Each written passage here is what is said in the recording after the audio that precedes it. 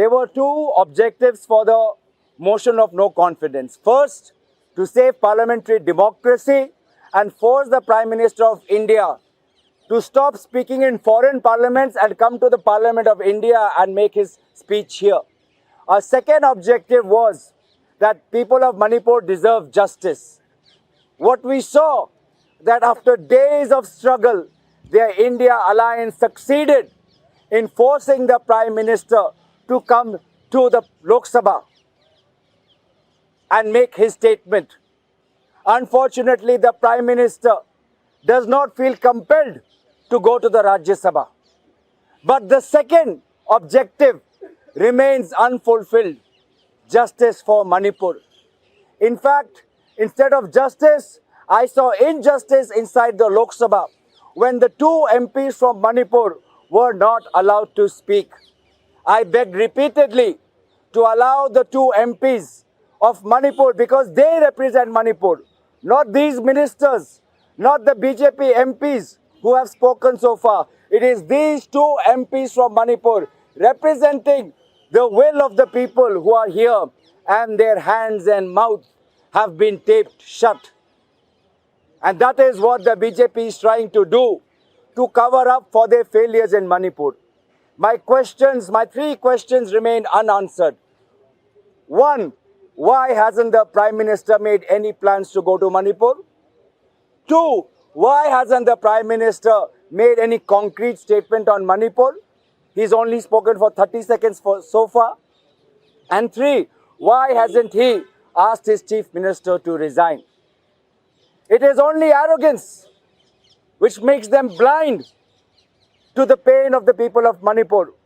And that is what Rahul Gandhi ji alluded to yesterday, that this government has become blind with their arrogance. And that is why they don't see the two MPs of Manipur. They don't see the 60,000 people in camps. They don't see Manipur being divided into hill and valley. They only see power. And that is why their nationalism is a fake nationalism. They are not patriots. They are militants who are bent on dividing our country. Unfortunately, the Prime Minister has spoken for 2 hours. In these 2 hours, all he has done is twisted the name of our country, India.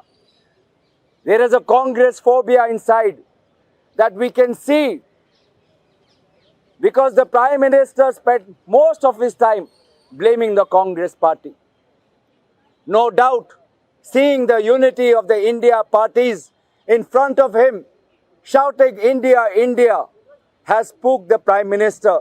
And therefore, instead of speaking on Manipur, he spent most of his time criticizing the Congress party.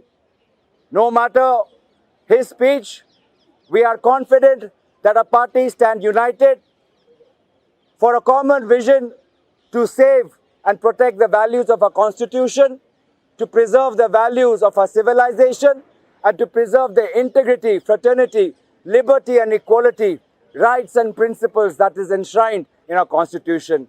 We are confident that the India Alliance will win in 2024. Thank you.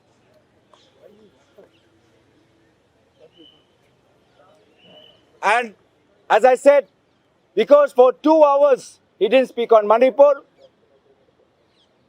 only defamed the name of our country, having not answered the 3 questions that I have raised, for denying the representatives of Manipur their right to speak in Parliament, for giving the Chief Minister of Manipur, who has failed his people, a clean chit, for being silent on wrestlers, for being silent on Chinese intrusion in India, for being silent on inflation, for being silent on the remarks of former Jammu Kashmir Governor Satyapal Malik, for being silent on issues of national security. India Alliance decided to walk out.